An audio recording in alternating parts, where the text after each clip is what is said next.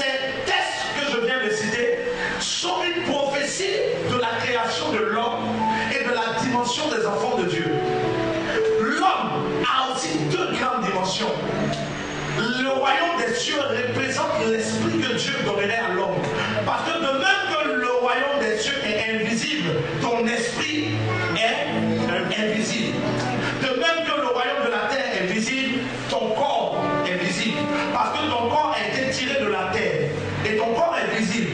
Mais ton esprit vient de Dieu, du royaume des cieux. Et ton esprit est invisible. Est-ce qu'on peut continuer? Ton esprit ne vient pas de la terre.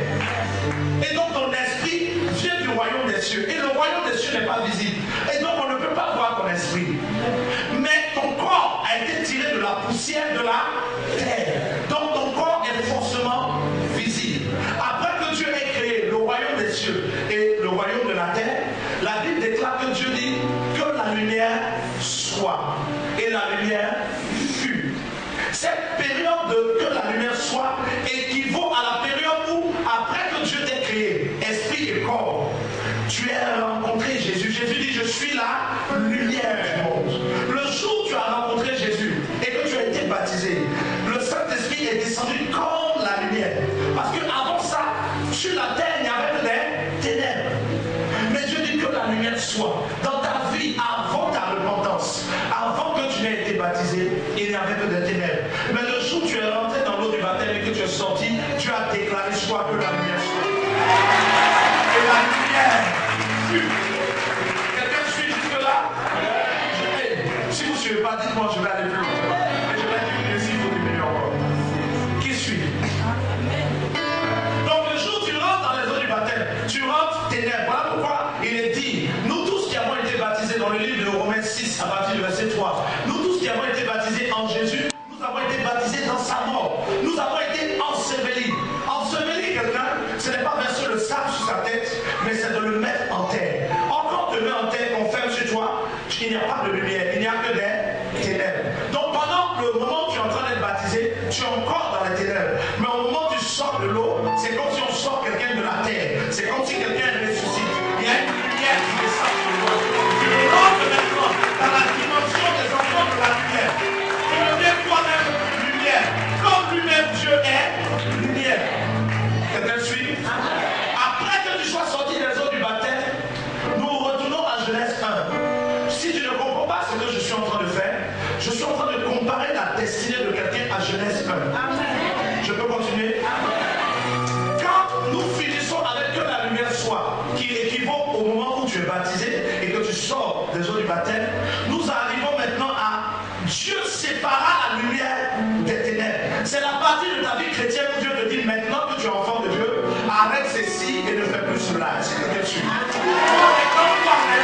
Commencez à choisir ce que tu dois faire et ce que tu ne dois pas faire. C'est à cette période de ta vie que la Bible déclare et la chair a des désirs contraires à ceux de l'esprit. Il faut que vous marchiez par l'esprit afin de ne point accomplir les œuvres de la terre. C'est cette partie où Dieu te donne de séparer la lumière avec les ténèbres. Quelqu'un a compris la partie? Il y a des gens qui n'ont pas compris cette partie. Est-ce que tu peux me faire sentir que tu as compris la partie? C'est à cette partie. Alléluia. Est-ce que le message est clair de ce matin? Ensuite, quand vous regardez bien, dans le livre de Genèse 1, il n'est pas écrit l'homme sépara les ténèbres avec la lumière. Mais il est dit Dieu sépara les ténèbres avec la lumière. Ça veut simplement dire que quand tu es passé par les eaux du baptême et que le Saint-Esprit est venu en toi, ta vie n'est plus informe et vide parce que l'Esprit de Dieu vient habiter en toi. Et Dieu dit que la lumière soit, la lumière fut. Maintenant, au moment de la séparation, ça ne sera ni par la force, ni par l'intelligence, mais c'est la présence du Saint-Esprit en toi qui t'emmènera à séparer les ténèbres d'avec la lumière. Ça veut dire que sans le Saint-Esprit, tu peux faire des efforts pour arrêter un péché, tu ne pourras jamais l'arrêter. Sans le Saint-Esprit, tu peux dire non, à partir de maintenant, ma vie de prière, là, je vais changer, je vais commencer à prier, tu n'arriveras pas. Sans le Saint-Esprit, tu peux dire je veux arrêter de regarder les films pornographiques, tu n'y arriveras pas. Mais matin de lui dire, Saint-Esprit, je ne compte plus sur moi-même, mais je veux que tu viennes séparer en moi les ténèbres avec la lumière. Je t'assure que ta destinée changera. Est-ce que quelqu'un suit le message? Tant que tu n'as pas franchi ces étapes, tu ne peux pas rencontrer Oméga. Parce que nous sommes encore au stade du Dieu Alpha. Regarde avec moi le livre de Genèse 1.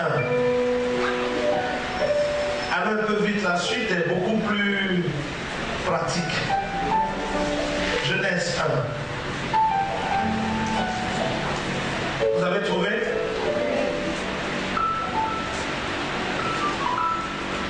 Verset 4. Nous sommes au verset 4. Dieu vit que la lumière était bonne.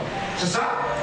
Et Dieu sépara la lumière d'avec les ténèbres. C'est la partie de ta vie chrétienne où le Saint-Esprit, aujourd'hui tu te lèves, tu veux faire telle chose, et puis le Saint-Esprit te convainc qu'il n'est pas d'accord. Et puis si tu désobéis, tu sens que tu es triste. Parce qu'au lieu de séparer les ténèbres, tu as laissé les ténèbres faire. Et puis tu te répands. Et puis maintenant tu sens la paix. Et puis tu veux, aujourd'hui quelqu'un vient de te faire du mal. Et puis tu veux te venger. Et puis tu sens dans ton cœur que le Saint-Esprit te dit, ça c'est ténèbres, toi tu es lumière. C'est cette partie où Dieu sépare dans ta vie les ténèbres avec la lumière. Et quand nous arrivons au verset 5, Dieu appela la lumière jour. Et Dieu appela les ténèbres nuit. Il lui est ainsi un soir et un matin. Ce fut le premier jour. Dans ta vie chrétienne, tu peux rester bloqué au premier jour. Parce que tu peux continuer de lutter avec Dieu puisque tu ne veux pas laisser les ténèbres. Donc tu ne peux pas passer au deuxième jour. Il y a des gens parmi nous qui sont encore au premier jour. Leur vie est informe et vide. Parce qu'ils n'ont pas encore décidé d'être baptisés. Ils n'ont pas encore décidé de se repentir de leur péché. Et donc ils sont encore informes et vides. Il y a des gens qui ont été baptisés, qui sont repentis de leur péché, qui ont reçu la plénitude du Saint-Esprit, mais qui refusent de séparer ce qui est mauvais de ce qui est bon. Ils se disent, le sang de Jésus a coulé. Donc même s'il est fait, il va me pardonner. Tu ne peux pas traverser le premier jour. Or, c'est au 7e jour que Dieu se repose. Le 7e jour correspond à Oméga. Est-ce qu'on peut aller? Dis à quelqu'un, s'il te plaît, quitte le premier jour. Dis-lui encore, il fait semblant, dis-lui. Au premier jour, tu es encore en train de lutter avec le péché. Dieu n'aime pas ça, mais tu fais, après tu le fais, après tu arrêtes, après tu es encore au premier jour. Or, regardez ce qui se passe à partir du deuxième jour. Verset 6. Dieu dit qu'il y a une étendue entre les eaux et qu'elle sépare les eaux d'avec les eaux. Et Dieu fit l'étendue et il sépara les eaux qui sont au-dessous et l'étendue de l'étendue avec les eaux qui sont au-dessus de l'étendue. Et cela fut ainsi. Dieu appela l'étendue ciel. Ainsi il y eut un soir et il y eut un matin. Ce fut le deuxième jour. Quand tu arrives à traverser le premier jour dans ta vie, tu peux rentrer dans le deuxième jour. Au deuxième jour, ce que Dieu fait, c'est qu'il t'introduit dans les choses célestes. Parce que Dieu sépare l'étendue d'en bas et l'étendue d'en haut. L'étendue d'en haut est appelée ciel. Quand vous regardez Jean, dans le livre de l'Apocalypse, Jean 2, Apocalypse 2, il dit, je fus ravi en esprit et j'entendis une voix qui me dit, monte ici. Et lorsque je suis arrivé là, j'ai vu des trônes. Au deuxième jour, si vous franchissez la chair, premier jour, il y a la victoire sur la chair. Dans le premier jour, tu dois vaincre la chair et ses envies. Si tu arrives à franchir le premier jour, tu rentres au deuxième jour. Au deuxième jour, c'est le niveau des dons spirituels. Le niveau où les anges peuvent venir te rendre visite dans ta chambre. Le niveau où Dieu peut venir te saisir et te faire voir son trône, te faire voir les archanges, les chérubins, les séraphins. Au deuxième jour, tu rentres dans une dimension surnaturelle. Frère, j'espère que tu rentreras aujourd'hui dans le deuxième jour. Et que tu traverseras. Et que tu traverseras le premier jour. Si dans ta vie, tu manifestes des dons spirituels et que tu continues de lutter avec la chair et les choses, ce n'est pas sûr que les dons que tu manifestes viennent de Dieu. Parce que pour que les dons que tu manifestes viennent de Dieu, il faut que tu aies traversé le premier jour, que tu aies vaincu ce qui est bien et mal, que tu aies arrivé à faire la part. Quand vous lisez le livre de Genèse 3, la Bible dit que Dieu avait mis un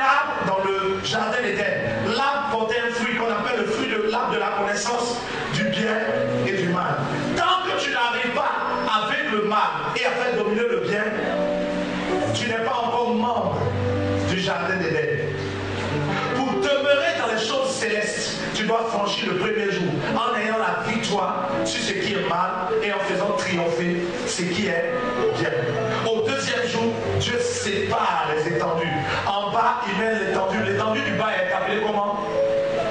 L'eau. L'étendue du haut est appelée ciel. Au deuxième jour, il y a une séparation que Dieu opère. C'est le deuxième jour que Dieu commence à opérer les délivrances. Et les délivrances sont totales. Amen. Si tu es au premier jour qu'on chasse un démon de ta vie, le démon revient. Parce que tu n'as pas encore abandonné les choses que Dieu ne veut pas. Voilà pourquoi beaucoup ici, quand on fait la délivrance, après disent non, on a chassé, le mal est parti, je suis guéri, mais après c'est revenu. Tu es encore au premier jour.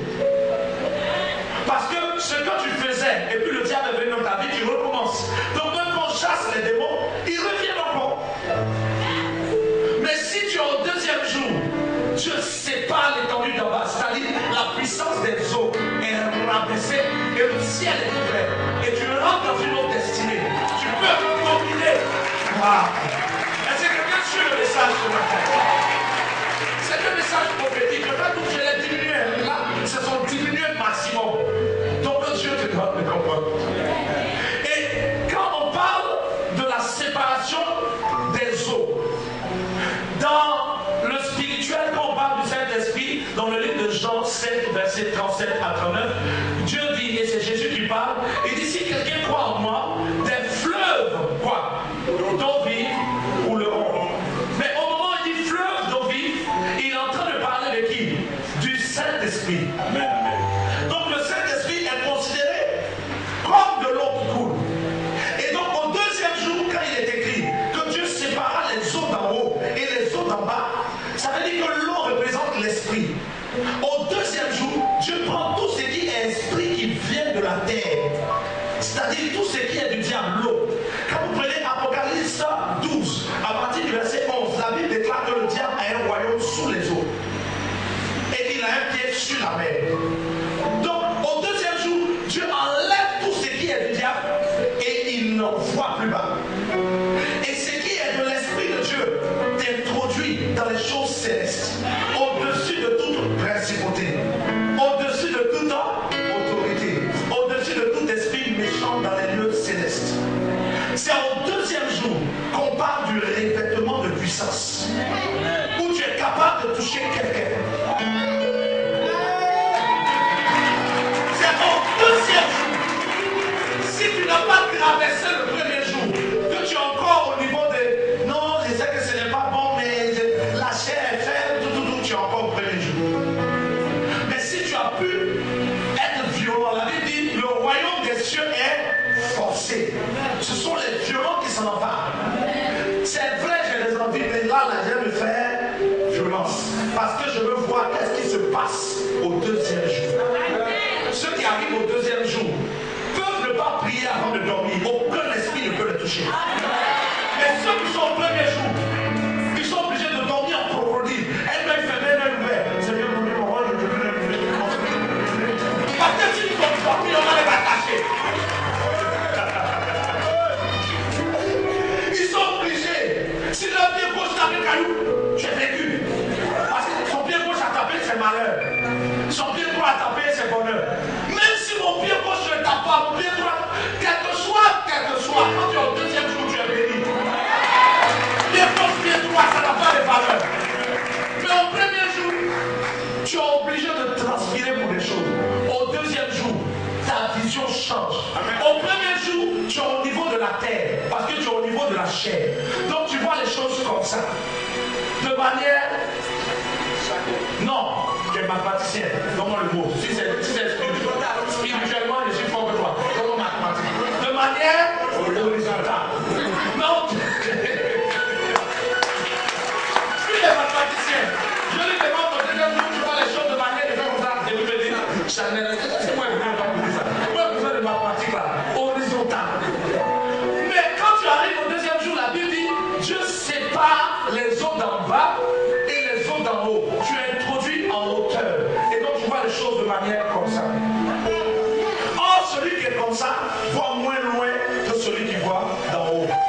vision change. Tu commences à voir les choses d'avance. Tu commences à voir ce que toi après.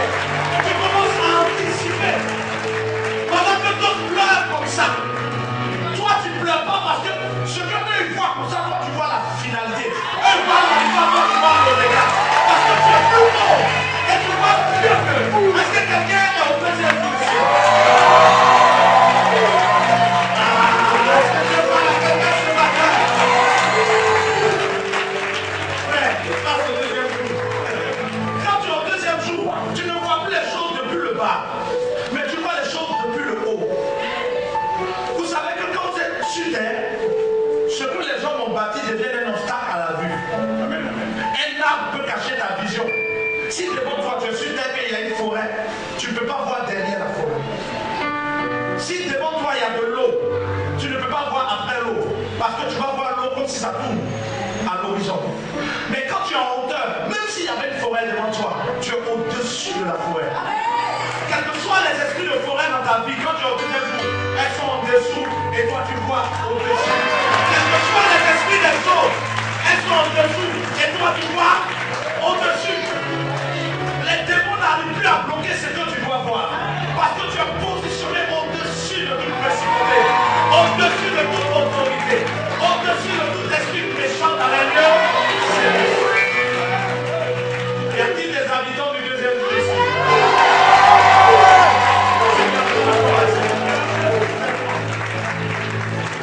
Et regarde avec moi, ensuite Genèse 1, nous sommes au verset 9. Dieu dit que les eaux qui sont au-dessous du ciel se rassemblent en un seul lieu et que la terre apparaisse. Et cela fut ainsi. Dieu appela le sec terre et il appela l'amas des eaux mer. Dieu vit que cela était bon. Puis Dieu dit que la terre produise de la verdure, de l'air, portant de la semence. Lisons la suite ensemble. Tout arbre fruitier, donnant du fruit selon leur espèce et ayant en eux leur propre semence. Et cela fut ainsi. La terre produisit de la verdure, de l'air portant de la semence selon son espèce, et des arbres donnant du fruit, et ayant en eux leur semence selon leur espèce. Dieu vit que cela était bon. Ainsi il eut un soir, et il eut un. Ce fut le troisième jour. Quand tu as franchi le deuxième jour, au troisième jour, qu'est-ce que Dieu fait? Dieu maintenant s'occupe de ta dimension humaine. Dieu s'occupe de ta dimension humaine. Parce que Dieu dit que l'eau qui est en dessous produit toute espèce de quoi? Hein? Vous n'avez pas lu? Regardons au verset 10. Dieu appela le ciel terre. La terre pourquoi? Pour l'esprit ou pour la chair? Le corps ou l'esprit, la terre? Un lieu où la personne puisse, où ton corps puisse marcher. Dieu commence à créer ce qui va être nécessaire. Et ensuite, il dit, Dieu, lisons ensemble la suite.